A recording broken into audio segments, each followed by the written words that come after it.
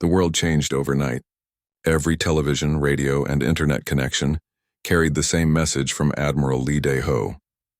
Earth had 10 days to prepare for war against an alien empire. In Korea, General Cho Sung-woo was already moving. He was a short, stocky man who had studied every major battle in human history. He knew that when a small force fights a large one, speed and surprise matter more than strength.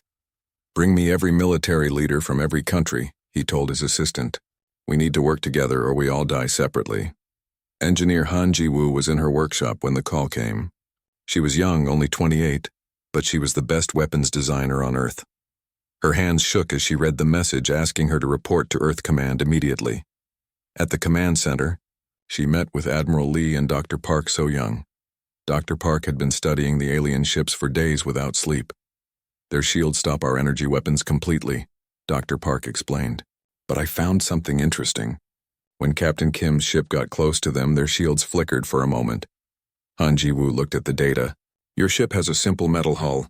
Most of our weapons are energy-based, but some of our old missiles use solid metal projectiles." Admiral Lee leaned forward. "Are you saying our oldest weapons might work better than our newest ones?" "Maybe," Han Ji-woo said. "But we need to test it." Captain Kim Taemin volunteered to fly the test mission. He took his ship out to where pieces of alien technology had been left behind from their first meeting. Han Ji-woo had built a simple railgun that fired metal spikes at very high speed. When Kim fired the metal spike at the alien device, something amazing happened.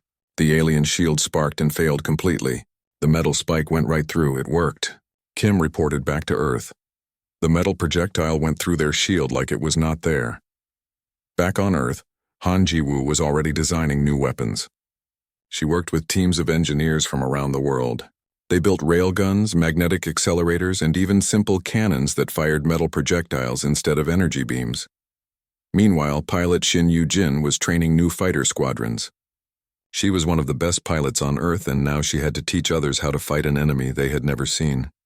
"Forget everything you know about normal combat," she told her pilots. "These aliens think in straight lines. They follow patterns. We need to be random, unpredictable, and crazy." General Cho was developing what he called Operation Thunder Valley. He studied how Earth's gravity, asteroid fields, and orbital mechanics could be used against the aliens. "They will expect us to defend our cities," he explained to the other generals. "Instead, we will make them chase us through spaces where their big ships cannot move easily." Commander Yoon Mi-rae was building secret weapon platforms throughout the asteroid belt. She disguised them as mining equipment and space debris. Each platform carried some of Han Ji-woo's new railguns. "When they come," she told her engineers, "they will not see these platforms until it is too late."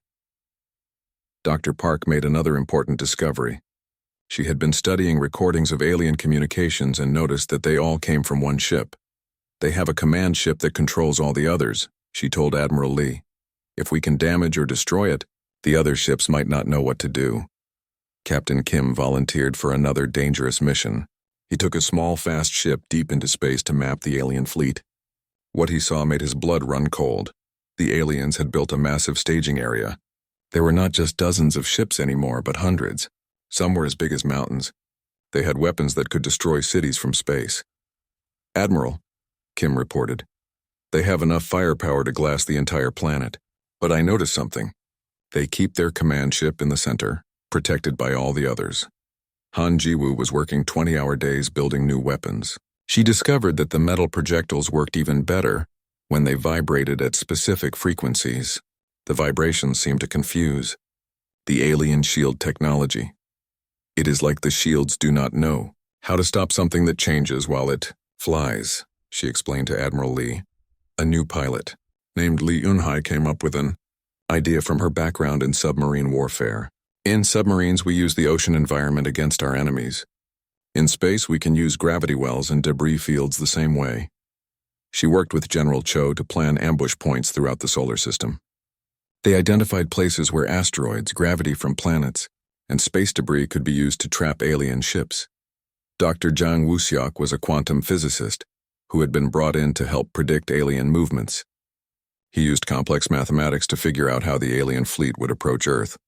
"They will come in 3 waves," he told the command team. "First, small ships to test our defenses. Then medium ships to attack our orbital platforms. Finally, the big ships to finish us off. This information helped General Cho refine his battle plans. We will let the first wave through, he decided. We will make them think we are weaker than we are. Then we will hit the second wave hard and try to reach their command ship. As the days passed, more alien ships arrived at the edge of the solar system.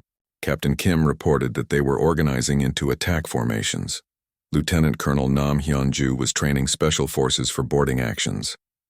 She was a tough woman who had served in many dangerous missions. We are going to get onto their ships, she told her soldiers. We will plant bombs, steal information, and cause as much chaos as possible. Her teams practiced on mock-ups of alien ships built from Dr. Park's research. They learned how to move in zero gravity, how to cut through alien metal, and how to fight in the confined spaces of a spaceship. Engineer Han Ji-woo finished her masterpiece, a weapon she called the Harmony Disruptor. It fired metal projectiles that vibrated at dozens of different frequencies at once. If one frequency does not work, another will, she explained. Their shields cannot adapt fast enough. On the 8th day, the aliens sent their final message. 2 days remain. Prepare for integration or face destruction. Admiral Lee gathered all of Earth's leaders in one room. Representatives from every country sat around a large table. The room was quiet as he spoke. In 2 days, we face an enemy that has conquered 1,000 worlds, he said. They think we will surrender because we are primitive. They think we will give up because they are stronger. He paused and looked around the room. They do not understand humans. We have been fighting for our freedom for thousands of years. We have never given up even when the odds were impossible. General Cho stood up. Our weapons are ready. Our people are trained. Our plans are made. Dr. Park added, we know their weaknesses. We understand how they think, Commander Yoon reported. Our hidden platforms are in position. Our ships are fueled and armed. Captain Kim spoke last. The Soul's Pride is ready to lead the first attack. Admiral Lee nodded. Then we are ready. In 2 days we show the galaxy what humans are made of. Outside, the stars twinkled peacefully in the night sky, but everyone knew that in 48 hours, those same stars would light up with the fire of battle. Earth's first war for survival was about to begin. Captain Kim Taemin stared at the screen in his small ship. He had been flying patrol missions around the outer solar system for 3 years, but he had never seen anything like this. 3 massive objects were moving toward Earth from deep space. They were too big to be asteroids and too fast to be natural. Kim pressed the emergency button on his control panel. His radio crackled to life as he contacted Earth Command. This is Soul's Pride calling Earth Command. I have 3 unknown objects approaching the solar system. They are not on any flight plan.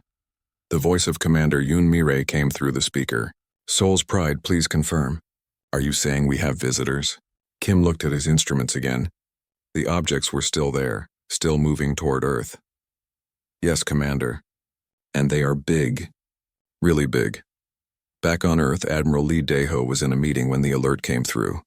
He was a tall man with gray hair who had spent his whole life in the Korean Navy before joining the Unified Defense Fleet. When his assistant whispered the news in his ear, he felt his heart skip a beat. Ladies and gentlemen, he said to the other officers in the room, we may have our first contact with alien life. All leave is canceled. We go to alert level 1. Dr. Park So-young was in her laboratory when they called her. She was one of the best scientists on Earth for studying unknown life forms. She had always hoped this day would come. But now that it was here, she felt scared and excited at the same time. She ran to the communication center where a team was already trying to understand signals coming from the alien ships. The signals were complex, but Dr. Park could see patterns in them. They are trying to talk to us, she said. Give me 6 hours and I think I can understand some of it. The 3 alien ships stopped at the edge of the solar system. They were huge, each one bigger than any city on Earth. They sent more signals and Dr. Park worked day and night to understand them.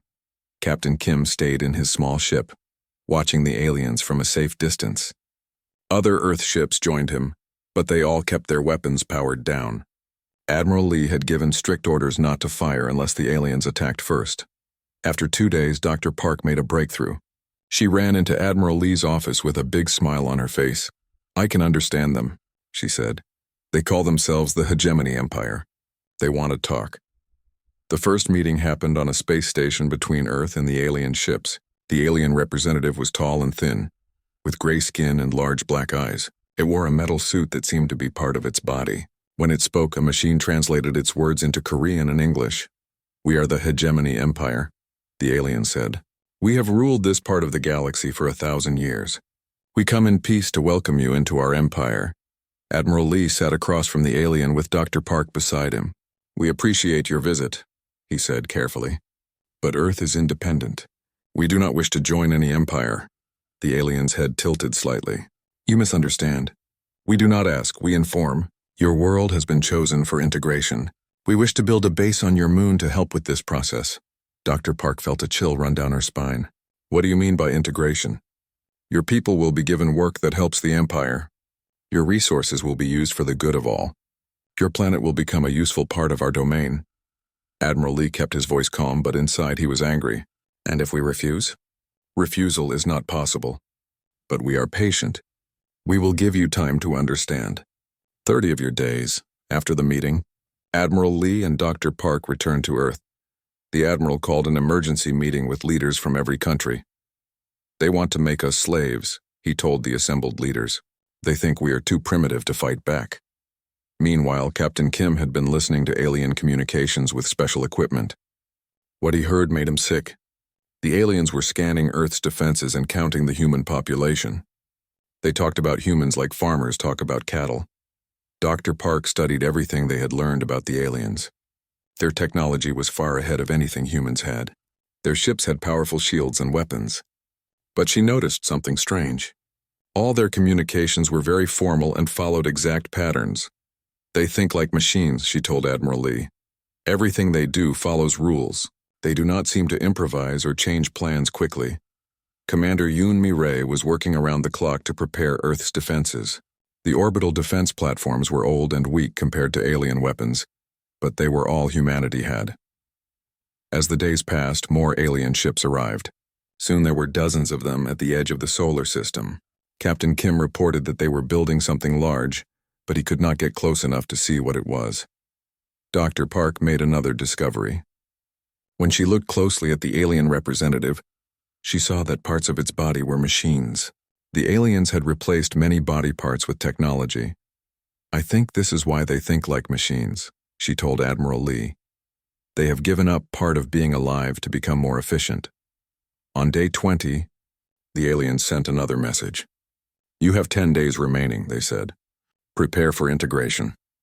Admiral Lee stood in his office looking out at the Earth below. He thought about his daughter who was studying to be a doctor. He thought about all the children on Earth who deserve to grow up free. "They think we are weak because our technology is simple," he said to his officers. "But they do not understand what makes humans strong." Commander Yoon Mi-rae stepped forward. "What are your orders, Admiral?" Lee turned to face his team. Dr. Park was there along with Captain Kim, who had returned from his patrol. They all looked tired but determined. "We fight," Admiral Lee said. "We show them that humans do not surrender. We may not have their technology, but we have something they do not understand. We have the will to be free." Dr. Park nodded. "I will keep studying their weaknesses." Captain Kim saluted. "My ship is ready, Admiral." Commander Yoon prepared the defense plans. "We will make them work for every inch." Outside, the alien ships waited in the darkness of space. They had conquered hundreds of worlds and they expected Earth to fall just as easily, but they did not know humans very well. The countdown had begun. In 10 days, the battle for Earth would start. The alien fleet arrived like a dark cloud blotting out the stars. Captain Kim Taemin watched from his hidden position behind an asteroid as 300 alien ships moved into the solar system. Each ship was bigger than anything humans had ever built. "My God," he whispered into his radio. "There are so many of them." Admiral Lee Dae-ho stood in Earth Command watching the same scene on his screens. The alien fleet spread out in perfect formation, moving toward Earth like a slow-moving wall of death. "All units, this is Admiral Lee," he said into his communicator. "Remember the plan. We are not trying to win big battles. We are trying to stay alive and hurt them whenever we can." The first wave of alien ships came forward. These were the smallest ones, but they were still twice the size of Earth's biggest warships. They moved in straight lines toward Earth's orbital defense stations. Commander Yoon Mi-rae waited until they were close before giving the order. "All platforms fire!" The hidden weapons platforms that looked like mining equipment suddenly came alive. Han Jiwoo's railguns fired streams of metal projectiles at the alien ships. The aliens were completely surprised. Their shields flickered and failed as the vibrating metal spikes hit them. 3 alien ships exploded immediately. 2 more were badly damaged and began spinning out of control. Direct hits, Yoon reported. The frequency weapons are working. But the aliens learned fast. The second group of ships spread out and began firing at the hidden platforms. Their energy weapons were incredibly powerful. They destroyed 5 platforms in the first minute. Captain Kim led a squadron of small, fast ships out from behind the asteroids. Seoul's Pride Squadron, Attack Formation Alpha. Hit them and run! The human ships were tiny compared to the aliens, but they were fast and unpredictable. They swooped in like angry wasps, fired their railguns, and disappeared back into the asteroid field before the aliens could target them. Pilot Shin Yoo-jin led another squadron from a different direction. Phoenix Squadron, follow me! Remember random patterns. Do not let them predict where you are going. Her pilots flew in zigzag patterns that made no sense to the alien computers. The aliens kept firing at where the human ships had been, not where they were going. Lieutenant Colonel Nam Hyun-ju was waiting on a small ship hidden in the debris of a destroyed space station. When a damaged alien ship drifted close enough, she and her team used magnetic clamps to attach their ship to its hull. Boarding Team Alpha, we are attached, she reported. Beginning breach operation. Her soldiers cut through the alien hull with plasma torches. Inside the alien ship, they found corridors filled with gray-skinned beings that were more machine than alive. They have wires and computers attached to their brains, Nam reported as her team planted explosive charges. They move like robots. The aliens on the ship could not adapt to the human boarding tactics. They tried to fight, but they moved in predictable patterns. Nam's soldiers had trained for chaos and confusion. Dr. Jang Woo-seok was in Earth Command, using his quantum calculations to predict alien movements. Admiral, the main fleet is moving into position for orbital bombardment. They plan to destroy our cities. Admiral Lee made a hard decision. All civilian populations to underground shelters. Military units execute Plan Thunder Valley. General Cho Sung-woo's plan went into action. Instead of defending Earth cities, the human forces scattered throughout the solar system. They used gravity wells, asteroid fields, and orbital mechanics to force the aliens to fight where their big ships could not maneuver easily. Captain Lee Un-hai had modified several old cargo ships to look like they were full of valuable resources. When alien ships moved in to capture them, they found the ships were actually full of explosives and railgun ammunition. Trojan Horse Protocol activated, she reported as her fake cargo ships exploded next to 3 alien vessels. Multiple enemy ships damaged. The aliens were getting frustrated. They had expected to defeat Earth in a few hours, but the human forces kept hitting them from unexpected directions and then disappearing. Dr. Park So-young was analyzing the alien communications. Admiral, they are arguing among themselves. Their commanders are confused because we are not fighting the way their computers predicted. Engineer Han Ji-woo had been working on something special.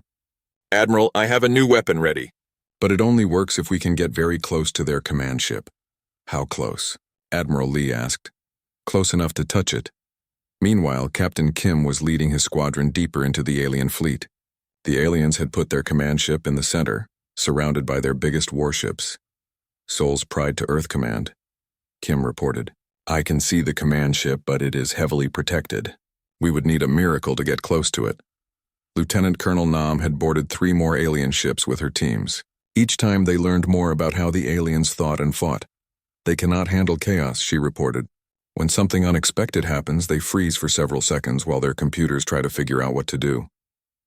This information gave Admiral Lee an idea. All units begin Operation Chaos Storm. Random attacks from all directions. Do not follow any pattern. Make them confused. Human ships began attacking from everywhere at once. They came from above and below, from the asteroid belt and from behind the moons of Jupiter. They fired and ran, hit and disappeared, struck and vanished. The alien fleet tried to respond, but their ships kept getting in each other's way. Their formation became confused as they tried to face threats from every direction. Pilot Shin Yoo-jin discovered that her small fighter could actually fly inside the energy field of a big alien ship without being detected. Their sensors are designed for big targets, she reported. I am flying right next to their hull and they do not see me. She used this discovery to plant mines on the hulls of several alien ships. When the mines exploded, they created holes that vented atmosphere and damaged important systems. Dr. Zhang Wuxiak noticed something important in the alien communications. Admiral, when their ships are damaged, they send all their data to the command ship. The command ship is trying to control everything. That means it is getting overloaded, Admiral Li realized. If we damage enough ships at the same time, we might crash their command system. The battle had been going on for 6 hours. The aliens had lost 40 ships, but Earth had lost most of its orbital platforms and many fighters. The alien commanders decided to end the battle with overwhelming force. Admiral, Captain Kim reported, the big ships are moving forward. They are preparing for planetary bombardment. Admiral Li looked at the tactical display. The moment of truth had come. Earth's defenders had hurt the aliens more than expected, but they were still vastly outnumbered. All remaining units, he said into his communicator. Prepare for final attack. We are going to hit their command ship directly. Engineer Han Jiwoo's special weapon was loaded onto Captain Kim's ship. It was a single large projectile designed to pierce the command ship's hull and release a computer virus into their systems. This is our only chance, Han told Kim. You have to get within 100 meters of their command ship. Captain Kim looked at the massive alien fleet between him and the command ship. It seemed impossible, but he remembered his training. Humans do not give up even when the odds are impossible. Soul's pride to all units, he said. Follow me in. We are going to show these aliens what humans can do. The final attack began as Earth's remaining ships charged straight at the heart of the alien fleet. Captain Kim Taemin flew his ship straight into the heart of the alien fleet. Behind him, 50 other human ships followed in a desperate charge. The alien command ship loomed ahead like a metal mountain floating in space. Soul's pride to Earth Command, Kim said into his radio. Beginning final attack run. If we do not make it, tell my family I died fighting for Earth. Admiral Lee Daeho watched from Earth Command as the small human fleet disappeared into a storm of alien weapons fire. His hands clenched as he saw ship after ship vanish in bright explosions. Dr. Park So-young had been working without sleep for 3 days. She had made a discovery that could change everything, but it was almost too late to use it. Admiral, she called out, I found something important about the aliens. Their cybernetic implants make them think faster, but they also make them vulnerable. She showed him brain scans from the alien bodies that Lieutenant Colonel Nam's teams had recovered from the boarding actions. Their brains are connected to their ship computers, Dr. Park explained. But human brains produce electromagnetic frequencies that their technology cannot filter out properly. Admiral Park Jin-ho, Lee Daeho's second-in-command, studied the data. Are you saying that human thoughts can affect their systems? Not just thoughts, Dr. Park said excitedly. Human emotions, especially fear and creativity, produce frequencies that overload their cybernetic systems. Engineer Han Ji-woo had been listening to the conversation. I can modify our railguns to amplify these frequencies, but the effect only works at very close range. Commander Oh Dong-hyun had been running intelligence operations throughout the battle.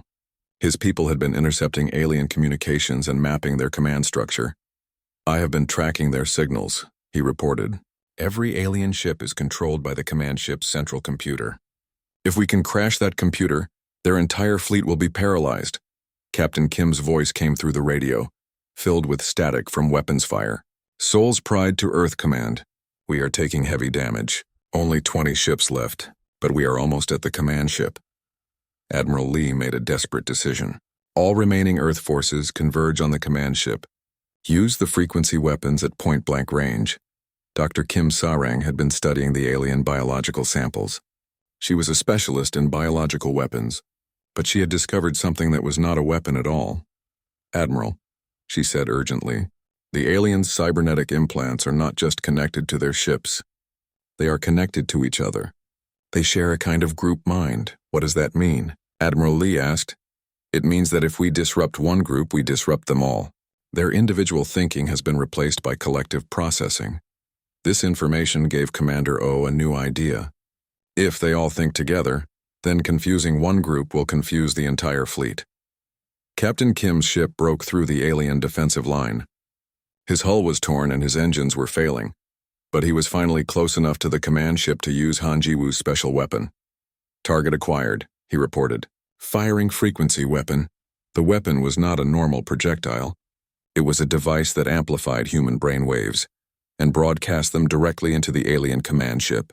Captain Kim and his crew focused their minds on one thought: chaos, creativity, and the absolute refusal to surrender. The effect was immediate and devastating. The alien command ship's systems began to spark and fail as human electromagnetic frequencies overloaded their collective consciousness. "It is working," Dr. Park shouted as she watched the alien communication patterns collapse. "Their group mind is breaking down." But the victory came at a terrible cost. Captain Kim's ship was hit by multiple alien weapons. His radio transmission cut off in a burst of static. "Soul's Pride, respond," Admiral Lee called. "Kim, are you there?" There was no answer. However, Kim's sacrifice had worked. The alien command ship was spinning out of control, its systems failing one by one. Without central coordination, the alien fleet began to fragment. Some alien ships continued fighting, but they moved in confused patterns. Others stopped moving entirely as their crews struggled to think independently for the first time in years. Admiral Park Jin-ho saw the opportunity. "All units target the ships that are still moving. The ones that are dead in space might surrender." Pilot Shin Yu-jin led the remaining human fighters in attacks on the confused alien ships. Without central coordination, the aliens could not mount an effective defense. Lieutenant Colonel Nam's boarding teams found that the aliens on disabled ships were in a state of mental shock. Years of cybernetic enhancement had left them unable to function without their group mind. "They are just sitting there," Nam reported. "They seem lost, like children who cannot find their parents." Engineer Han Ji-woo was already working on the next phase. "If we can broadcast human frequencies from multiple points, we can keep their systems disrupted." Dr. Jang Woo-seok calculated the optimal positions for the frequency broadcasters. "We need ships positioned around their fleet in a triangular pattern." The battle that had seemed hopeless was turning into a victory. Human ships that had been hiding throughout the solar system came out to help. They surrounded the alien fleet and began broadcasting the frequency weapons. One by one, alien ships went dark as their crews lost the ability to operate their technology. Some aliens tried to fight, but without their cybernetic enhancements working properly, they were clumsy and slow. Dr. Kim Sarang made contact with some of the aliens whose implants had been completely shut down. "They are trying to remember how to think as individuals," she reported. Some of them seemed grateful to be free from the group mind. 3 days after the battle began, the alien threat was over. Most of the alien fleet was disabled and drifting. Some ships had escaped back to deep space, but they were too few to threaten Earth. Admiral Lee stood in the command center, looking at reports from across the solar system. Earth had won, but the cost had been high. Many good people had died, including Captain Kim Taemin, who had made the victory possible. "What do we do with all these alien ships and prisoners?" Commander Yoon asked. Dr. Park had been working with the aliens whose cybernetic implants had been disabled. Many of them want to learn how to live as individuals again. They have been slaves to the group mind for so long that they have forgotten what freedom feels like. Engineer Han Ji-woo was studying the alien technology. "Their ships are incredible, but they are designed for efficiency, not creativity. We could learn a lot from them, but we should be careful not to lose our humanity in the process." News of Earth's victory spread quickly through alien communication networks. Commander O's intelligence teams intercepted messages from worlds throughout the galaxy. "Admiral," O reported, "dozens of worlds are sending messages to Earth. Many of them are asking for help fighting the hegemony empire." Admiral Lee realized that Earth's victory was bigger than just saving one planet. "We have shown the galaxy that the hegemony can be defeated. We have started something that will spread to every world they control." 6 months later, Captain Kim Taemin walked into Earth Command. His ship had been badly damaged, but he had survived by using an escape pod that the aliens had not detected. He had been hiding on a disabled alien ship, learning about their technology and culture. "Admiral," he said with a salute, "I have a lot to report about our new neighbors." Kim had learned that the hegemony empire controlled thousands of worlds, but their control was not as strong as they pretended. Many worlds were looking for a chance to rebel. "They rule through fear and technology," Kim explained, "but they have forgotten that life is about more than efficiency. They have forgotten what it means to hope." Admiral Lee looked out at the stars. where human ships were now patrolling alongside reformed aliens who had chosen freedom over the group mind.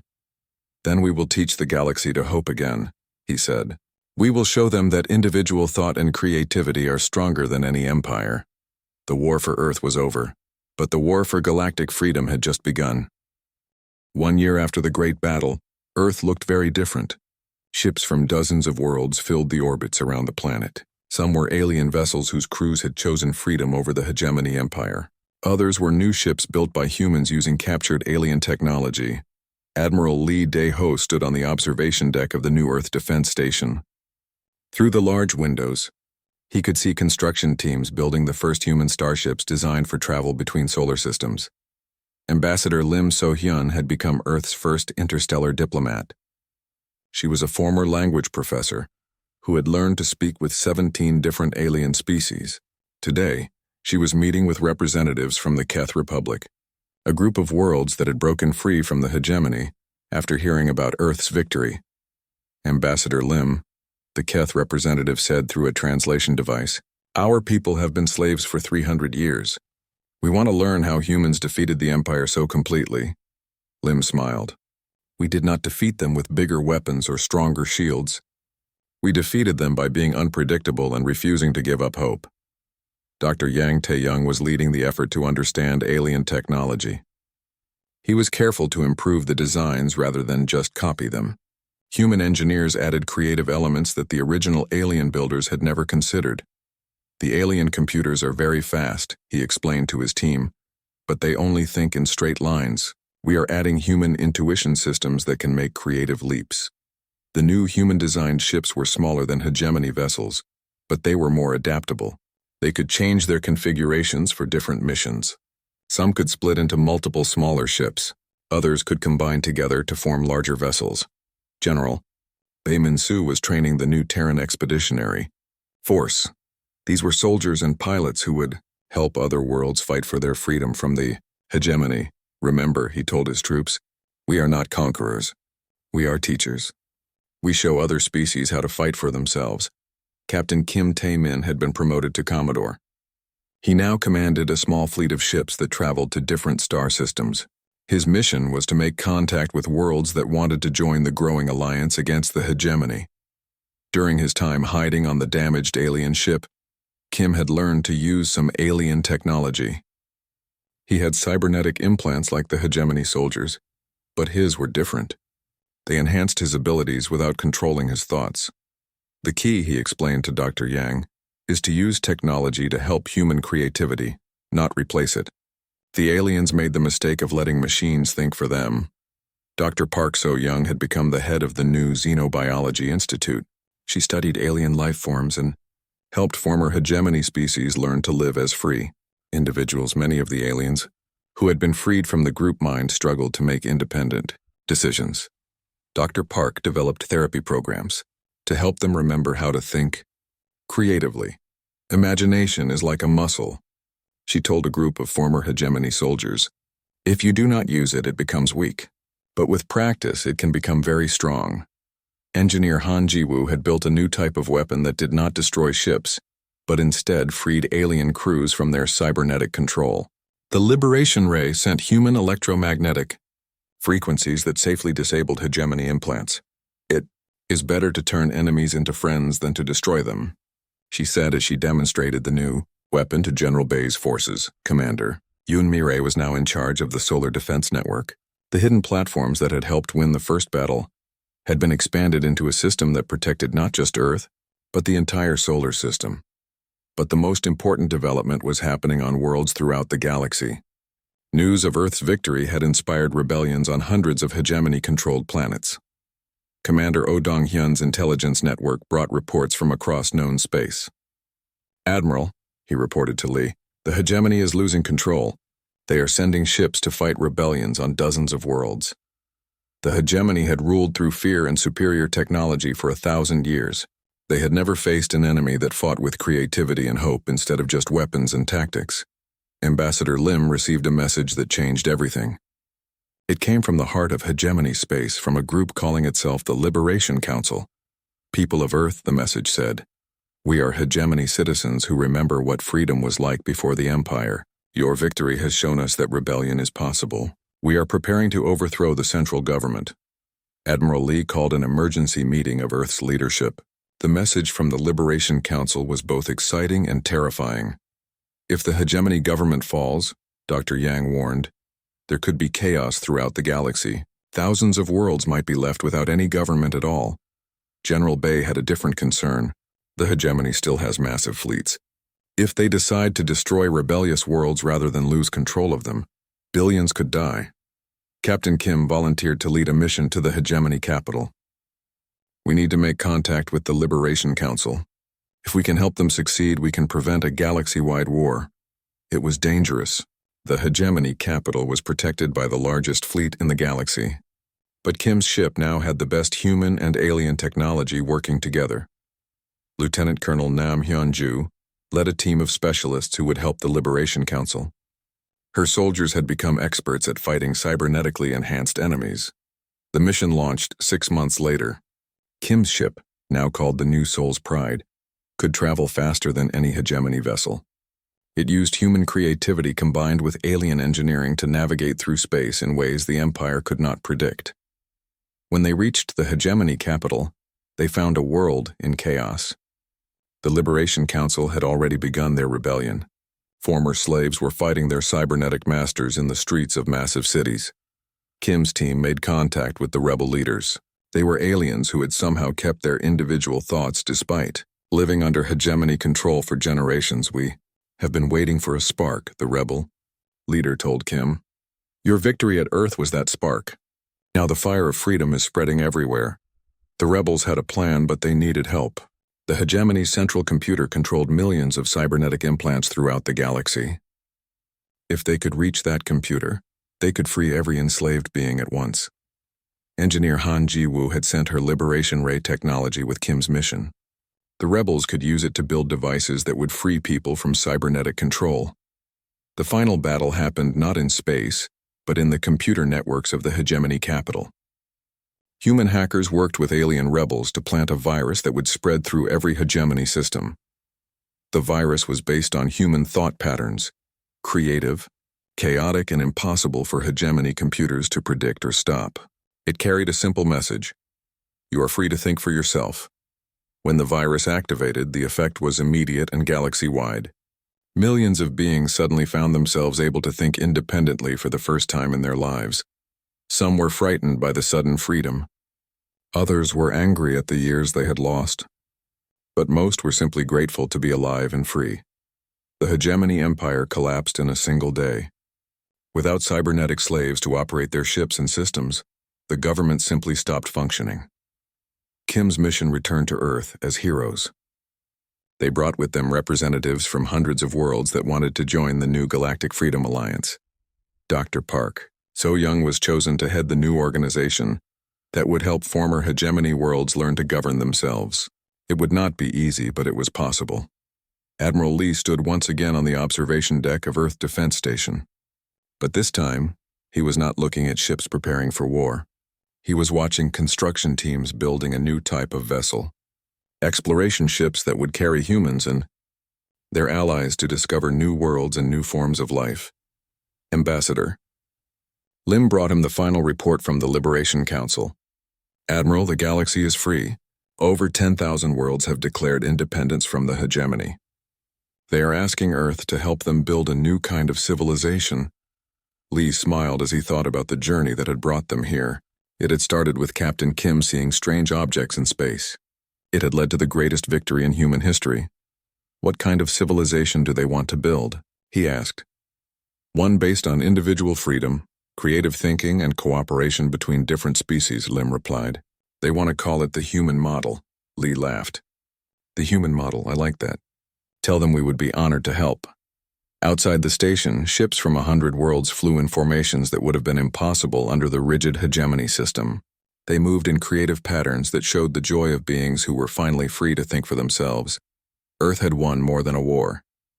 They had shown the galaxy that freedom, creativity, and hope were more powerful than any empire.